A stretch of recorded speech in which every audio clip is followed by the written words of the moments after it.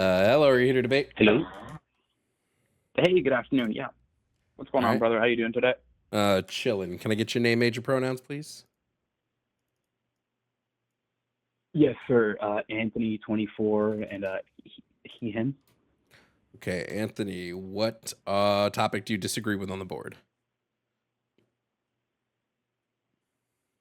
I didn't check the board. I was listening in, just scrolling through YouTube, and I heard you say something before that I wanted to go into further detail on. Okay. It seems to be that a part of that constitutional right argument is how citizenship is defined and what persons versus citizens it's being affected onto. Use the example, or maybe the guy that you were talking to used the example. How'd it go? It was somebody said something about a non-citizen coming in to rile Americans, and your caveat to that was, don't Americans do that? And just, I'm not really a super political guy. I'm a political science student, so I'm in it. Just thinking of the Trump and just seeing how the MAGA party has really conflated that citizenship versus a person in America and the rights that you get. Trump versus Hawaii, the Supreme Court, this is maybe 2020 or something like that, they upheld that travel ban targeting certain countries, which has further affirmed that constitutional and, Supreme Court adhered decision that non-citizens outside the U.S. don't have the same constitutional protections. And that clarified that was towards immigratory matters. I don't understand. Yeah, I mean, I would agree that people outside of United States jurisdiction don't have the same protections as they would inside of the United States jurisdiction. I mean, that goes without saying because the court interprets those phrases like persons versus citizens to, explicitly define who you're talking about. I just didn't understand what that conversation was about or where that argument was going, and I wanted to bring in some clarity. Well, yeah, the argument is just that this person believes that due process only applies to citizens, and I said that that's, I correctly stated that that's not true, and that's really stupid. I know that, you know that. Who hasn't read the Constitution, right? But you should be smarter than that because if you're arguing with this guy, it's hey, that's due process, which is protected by the 5th and the 14th Amendment. When you're talking to somebody that's stupid, for the sake of viewership, because I really like your content, if they're just not informed on something and proceed to argue with you on it, it's just drop the call. You don't know what you're talking about. On top of that, yeah, no, but I'm gonna point out the idiocies for basically as long as I can. I think it goes a long way, in my opinion. Some people disagree with me on this. I don't really care, but I think it goes a long way to make people like that look as stupid as possible, because it shows everybody else how dumb the position specifically that MAGA America holds. And I think there's something to say about showing that their positions are really stupid.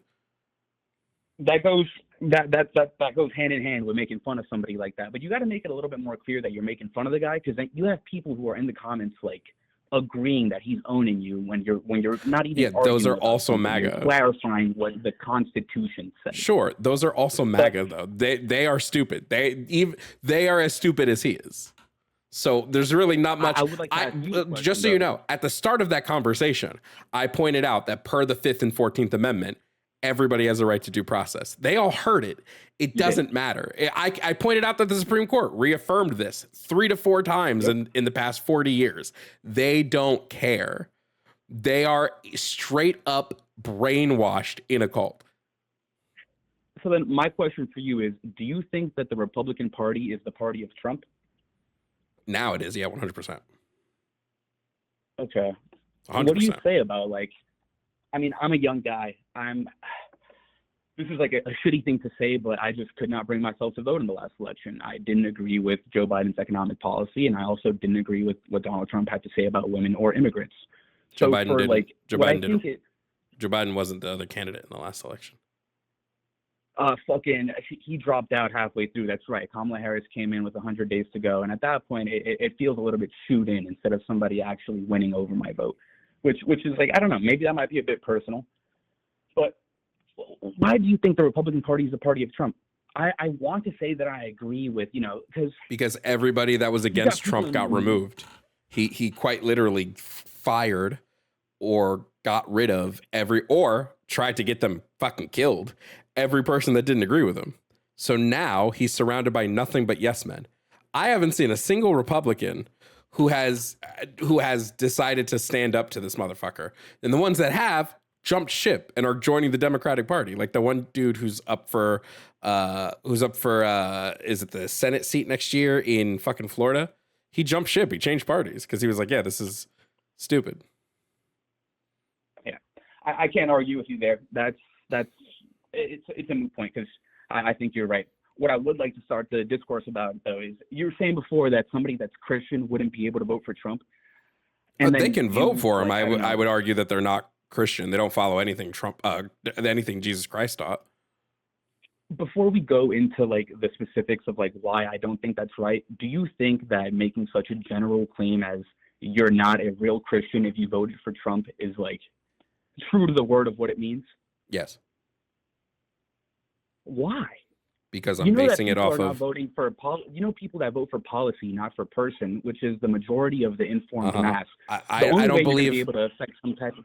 Hold on, I promise I'll hear you out. Just let me get a little spiel in. People nowadays are actually voting for policy, and there's only so many people that can get that through. When you've got a candidate like Trump has made it clear what policies he supports, and if you do find yourself aligned with those, you know that to some extent that there's going to be a push for that.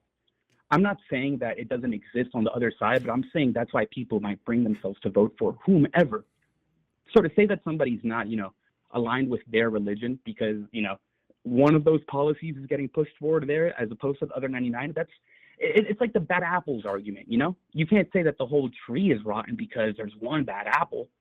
So to call an entire group of people not Christian-like if you would have let me interject, I could have saved us like 5 minutes. The reason why they're not Christian is not because of any of Donald Trump's personal actions. It's because his policies go directly against what Jesus Christ taught. But then, but you're making that same mistake where you conflate somebody's entire self, in this case, Jesus and all his teachings, for voting for Trump, meaning that you agree with his entire self and all his policies. I'm basing this around. Correlation does not amount to any type of I'm not correlating anything. I'm basing this off of what Jesus Christ specifically said a person must do in order to get into heaven. No, see, that's uninformed. Yes. What you're basing it off is over Jesus Christ's words? Of years of translation. Come on, let's show each other some respect. Because the specific point you just said is what Jesus said, and that's what it takes to be a true Christian. No, the scripture in and of itself has been translated over thousands. Okay, show me the mistranslation of the sheep and the goats. To multiple languages. Show me the mistranslation of the sheep and the goats. Show me the mistranslation. See, but you can't say that a single translation amounts to what something means. Because the point that I'm trying to make here is that what Jesus said is not like word for word what you find in the Bible. The whole point of the scripture is to get the message from it. Yes, what was Jesus's message? What was the one thing Jesus, in all the stories of Jesus, consistently relayed over and over again? Showing mercy and being kind. It was helping the disadvantaged. It was helping the disadvantaged. It was him helping the lepers. It was him helping the prostitutes. It was him kicking people out who were trying to sell in his temple. It was him giving food and water to people that did not have it. Jesus's whole thing was the people in society who are the least of us need to be helped the most. It's why he said over and over again to rich people that you need to give away all your earthly possessions. You're not going to go to heaven with any of this. It's why he said time and time again to give money to the poor. Like, this was Jesus's whole thing. Yes. I agree, but I think where you're confusing that there is what he is literally saying. For example, you said before, I think it's Mark, it's most of them. It's Matthew, Mark, and I think John or not Luke, where he says that whole give back to Caesar's what is Caesar's and to God what is God's.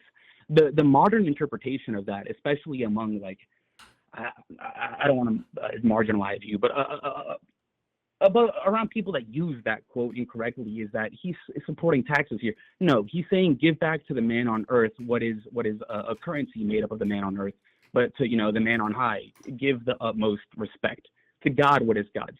You would never belittle a God and be like, oh yeah, he's saying give that guy money. He's clearly saying, so give to Caesar's what is Caesar's. Worthless. It's fucking dirt. And not just that, but Jesus has consistently affirmed the role of a secular government, separating any type of spiritual, like any religion, from the civil duty. So to take it the opposite way and be like, hey, you're not following your religious duty if you're following your civic duty. That's not fair. Not the way. That's not the way I take it. So I mean, maybe if you want to straw man, no, it's not. If you want to straw man my argument a little more, no. If you want to straw man the argument a little more, incorrect. But what when we say, hold on, I'm talking now. When we say, give to Caesar what is Caesar, give to the Lord, give to God what is God's, we're saying that your ethical obligation, your governmental obligation, doesn't conflict. Your civil authority. It doesn't conflict with your religious one. So paying taxes isn't like against the church. So when somebody says to me, well, I don't have to do what Jesus was saying to do in the way I vote, incorrect. Your religious side and your political side don't conflict with each other. In fact, they go like hand in hand, your civic side and your religious side, right? If you are voting in somebody that is going to directly go against all of the policies of all of the teachings of Christ, no, I'm sorry, you're not a fucking Christian at that point. All right, and that's good on paper, like that's a good principle, but in reality, when it comes to making that action in America, these days the only choice you have is to vote for one person or the other. And what doing is you're generalizing that vote for one or the other, or into the third party system, whoever the fuck you want to vote for, as a reflection of somebody's entire religion. And yes, I do agree with you, because you're right. That is exactly what that scripture quote is saying. Give to Caesar what is Caesar's. That civil authority, and in hand that, that religious authority and being able to follow your God is just as possible. But I think it's very clear that you cannot, the action you're making as a human is voting for one person or the other, right? The policy implication that comes from that is widespread. So to call somebody a bad Christian, if you know, I think that's if somebody says to you, right? If let's say I believe, let's create a fictional religious figure here. So I believe in Gargamel. Gargamel is my religious figure. And Gargamel specifically says in the religious text, hey guys, do not ever take somebody and dye their hair blonde. Just as an example, never dye someone's hair blonde. I, Gargamel, the Lord of all lords, says don't do this. And I'm chilling at home and it's an election year and two candidates are up on the screen. And one candidate goes, if I win, I will dye everyone's hair blonde. And I vote for that candidate. You think Gargamel's going to be happy? Or do you think Gargamel's going to look at me and be like, huh, well, I told you not to do this. And now you helped put someone into power who's going to directly do this.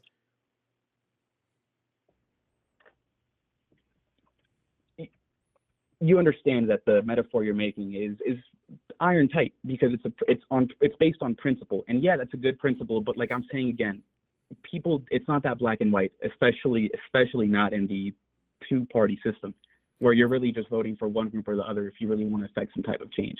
Sure. I understand the specifics of it, but yes, if your God told you not to do X and political whomever says do X, you're going against your religion in doing so. Right. But like, that argument could be made for specific policy on either side of the boat. Do you think it's fair let's do that. Let's for it? Yes, I do. Let's look at each side of the vote for a second.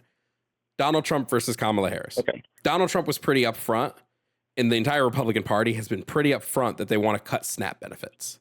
They've been pretty upfront about this for a long time. It's been a platform they've run on for a while. For long before Trump. I wouldn't call it a Trump thing, but I will agree that the Republican Party is pushing this.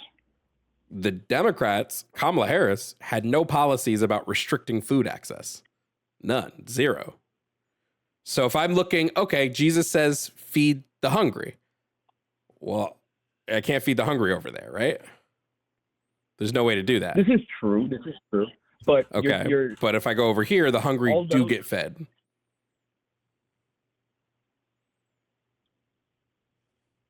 Right?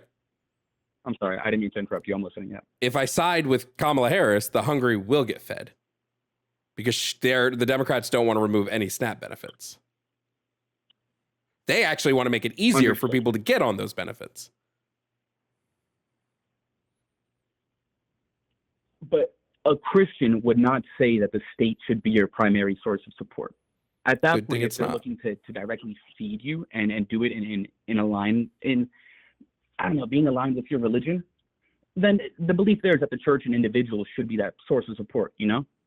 It's not a matter of getting it done through your government, because then I can just as easily make the argument, oh, like, and I don't personally believe this. I am supportive of SNAP benefits.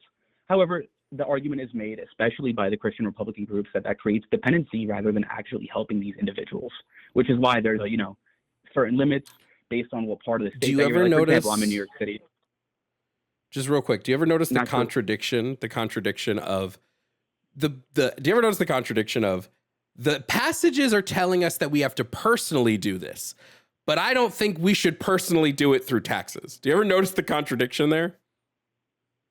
I wouldn't call it a contradiction, because like I'm saying, even though you can believe something in principle, doing that in action is a completely different beast, especially when like what you are actively doing as opposed to the effect that comes from it are two wildly different things. And in this case, voting for one person means that you're grouping yourself in with their overall tax policy, right? So even though I might not agree with, not to say that I did vote for Trump because I didn't vote for anything, but I don't know, say that I did fucking vote for Trump, even though I fully believe in everything that Kamala is doing, just on like a religious standpoint for like abortion or whatever type of nonsense argument that these MAGA heads are making. And again, I'm not like coming from the MAGA standpoint. I'm coming from the Christian standpoint, which I'm not one of either. But like, point being, you can understand that their God said something to them on paper that has gone down for like thousands of years, and it's really like the message, the parable, I think is the word that's used. And taking that to like, you know, guide your outcome. That's more for a day-to-day, what you're doing as a person and what you have effect over, you know?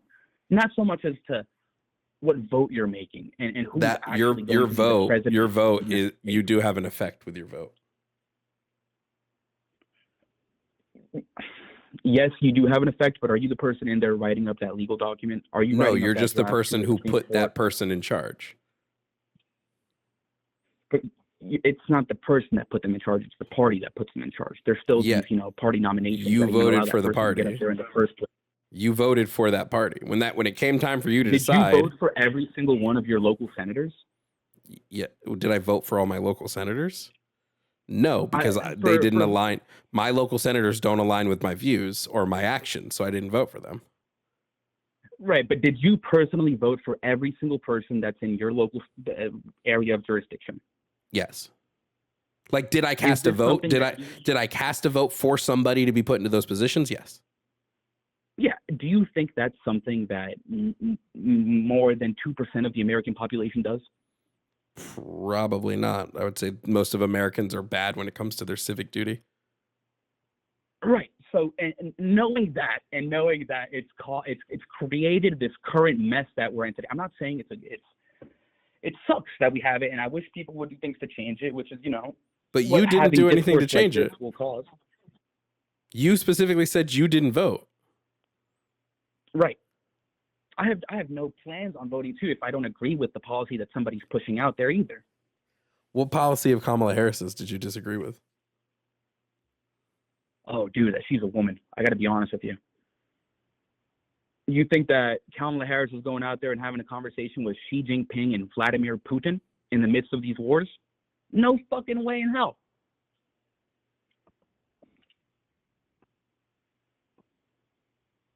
Were we expecting like a chuckle after that one, or? Do you think I was making a joke? We've had a serious conversation this entire time. I am being dead serious when I tell you, do you think that the Russians and the Chinese care to have a conversation like that with a woman? Yeah, they do all the time. Really? Name one person that's done it successfully. Angela Merkel, buddy? What are you talking about? You're searching it up. No, I'm not actually. So you don't know of any woman that's ever done that before? Do I know of any woman who's ever talked to China before? With no basis in history. Do I know of women who have talked to China before? No, that have fucking argued with Xi Jinping or Vladimir Putin on a government world stage. You don't think women could do that? I named Angela Merkel before, who's the only one that's had any type of... Wait. Just, you don't think women could do that? It's not that I don't think women can do that. They could, by definition, do it. Not well enough that I would vote for them to do it. Based on what? For example, Angela Merkel in Germany. The ones that we have seen and do have in power. Primarily Angela Merkel in Germany. she gets fucking stepped over. Their economy is in shambles. Are you kidding me?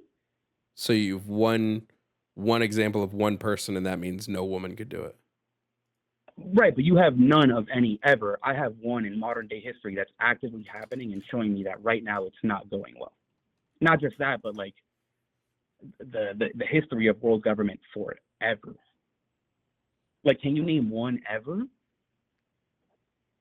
I mean, even looking at Germany, back when they fucking annexed Crimea in 2014, and they still had to keep fucking trading with Russia, the EU tried putting all these economic sanctions on them. Russia said, fuck you, here's the counter sanctions on all your agriculture products. And even though Germany is one of their biggest economic partners for agriculture, Russia's retaliatory measures made their food exports go like plummeting. This is just one economic example of a woman in power arguing with either China or Russia, especially in modern history. That's just going back to me not wanting to vote for Kamala Harris. Because she was a woman. Yeah, because I'm a young American that doesn't want to have World War III. Above all other things, not having because you believe a woman would lead to World War III. Yes, I specifically, because you're generalizing my argument. I specifically think Kamala Harris, because of the fact that she is a strong, independent woman, would not be able to have that discussion with a Xi Jinping or a Vladimir Putin, who are oligarchs in their or fucking dictators in their respective countries. You are deluding yourself if you think that Kamala Harris is going out there and getting fucking Vladimir Putin out of Ukraine. Like, that's insane. She could barely get drug dealers out of America. Has Donald Trump gotten Vladimir Putin out of Ukraine? No, but he's had actual talks. Did Biden get Vladimir Putin? Did Biden get Vladimir Putin out of Ukraine? He did so by spending billions of taxpayer dollars on funding the war from Ukraine's side. Vladimir Putin is still in Ukraine, though. They're not actively in Ukraine. Yes, they are. I mean, yes, they are having an active war in Ukraine, but they're not like... What? Okay. All right. I did Google it because I Googled it because I wanted to know. So regarding negotiation with Russia, Wendy Sherman, who was the U.S. Department Secretary of State, led critical negotiations with Russia in early 2020, which de-escalated tensions in Ukraine. So she actually helped de-escalate. Madeleine Albright, who was the first female U.S. Secretary of State, engaged directly with Russian leaders, including Vladimir Putin, and she played a significant role in NATO expansion and was known for her assertive diplomacy. Dalia Grybauskaite. Under whose presidencies? What? She was the first female Secretary of State. Under whose presidencies? Them being the first female Secretary of State. You didn't say. Wait. The conversation was: has a woman ever successfully negotiated with Russia or China? Okay, and we're talking about the level of office that is the presidency. As much respect as I do have for the hold on. State, but there's never been a woman president, so. Which is why the closest example we have to anything of that would be the Prime Minister of Germany, who's been doing that for like the last 20 years. Dalia Grybauskaite, who was the president of Lithuania, successfully negotiated with Vladimir Putin to help with regional security and energy independence. Lithuania to the United States. You compared Germany to the United States. Okay. What's wrong with comparing Lithuania to the United States? Lithuania is like a third world fucking country, bro. You think Lithuania is a third world country? I said they're like a third world country. What makes them like a third world country specifically? What makes them like a third world country? They don't have nearly the same GDP of first world countries. They're in the G7. So what? They're still not a Brazil, Russia, India, China. I'm sorry. Do you know what the G7 is? Educate me. The G7 is a group of the world's biggest economic countries. Right, but who's in it? Who's in it though? Multiple countries are in it. Name more than 3. The United States is in the G7. Canada's in the G7. The UK is in the G7. I'm actually pretty sure Germany's in the G7. Australia, I think, is in the G7. India, I'm pretty sure, is in the G7. What is the point here? They're not. They're not. Like, you have no idea. What? It's the fucking EU, United States, UK, Canada, France, Germany, United Kingdom, and United States. All 5 countries I just named. The only one I missed was Australia. The fuck are you talking about? You're grouping in Lithuania as part of the European Union and talking about, oh, they're part of G7. Uh-huh. Bro. The mental gymnastics you have to do to get there to even begin to start Okay, prove to me that Lithuania is a third world country. Go ahead. Sure, their fucking GDP growth, the amount of inflation that they have. Do you mean to tell me what is Lithuania's GDP? What is Lithuania's GDP? What's their GDP growth? Do you know that? What's their GDP growth? Do you know that? You're the one making the claim right now. You're making the claim that based on their no. You're making the claim that based on their you brought up Lithuania. Oh well, I brought up Lithuania, and then you claimed Lithuania was a bad. Hold on, don't try to play this bullshit because I have the shit recorded. I said that the president of Lithuania, right, successfully negotiated with Putin. You said, well, Lithuania is like a third world country, so I'm telling you to prove that. And to prove that, you said, well, look at their GDP growth. What is their GDP growth? Don't make claims if you can't fucking back them up. 2023, 2.2% in 2024, expected to be under 3% in 2025 and 2026. Uh-huh. And what does that prove? It proves that they're not growing at nearly the same rate that America is. And to that point, you brought up Lithuania and you defended them as being not like a third world country because they're part of the G7, even though they're part of the European Union, which is part of the G7. Sorry, what was Lithuania's GDP growth? What was Lithuania's GDP growth again? What year? Because I said a couple. The most recent. 0.3%. Okay. Is their GDP growing? So it is growing to the American economy. Oh, well, hold on. America is a larger economic country. That's the fucking point I'm making. That America is a much larger economic country, has a lot more power than somebody like Lithuania. So then Lithuania should be worse at negotiating then. So Lithuania should be worse at negotiating, stupid. Listen for more than 2 seconds, God, you're fucking dumb. You're comparing the Lithuanian president arguing with Putin to the American president arguing with Putin. And then to back up the fact that they're not nearly the same types of countries is the fact that they're not within the same economic hemisphere. Brother, Lithuania is fucking shit on the boots of the average American. Your claim was that women cannot successfully negotiate with Putin. I gave you an example of a woman. No. Your claim was women can't negotiate with Putin or with the head of China. That was your claim. Don't try to walk that back now. Yes, it was. That wasn't my claim. You want to bet? No, I said specifically Kamala Harris could not argue. And when I asked you why, you said because she's a woman. Because she is a woman. Right. Therefore, women cannot successfully argue. Because a woman is not going to be able to have you're so dishonest. It's hilarious. Or Xi Jinping. You're so intellectually dishonest. It's fucking hilarious. So again, you believe women can't. You believe women can't successfully negotiate with Putin. That is a crazy mental gymnastic from what I said to what you're conflating it to mean. I'm sorry. Let's just go through this again. Let's just go through this again.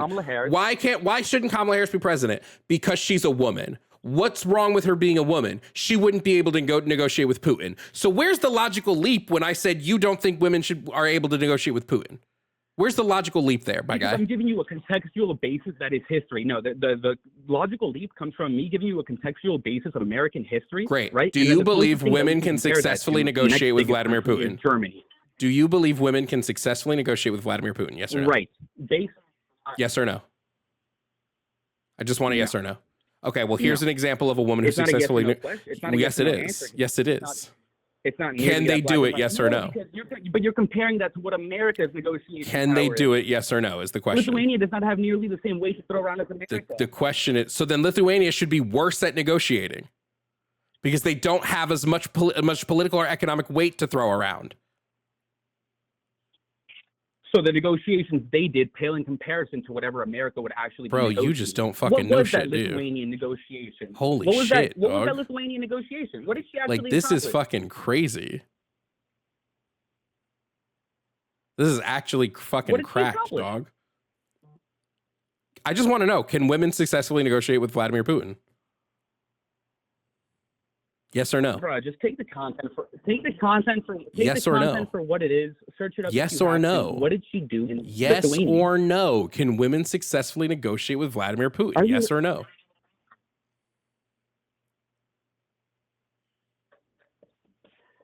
That is not the point that I was making for like the multiplest time. Great. Let's just go over it. Yes, what she did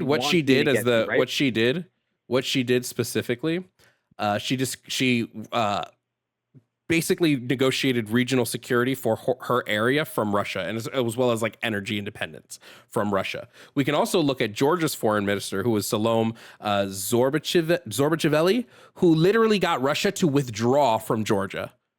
But yeah, no, women definitely can't do it. Yeah, you're right. Women are just so horrible. Yeah, fucking but like, piece of shit. Suck my dick. Piece of shit. What the fuck?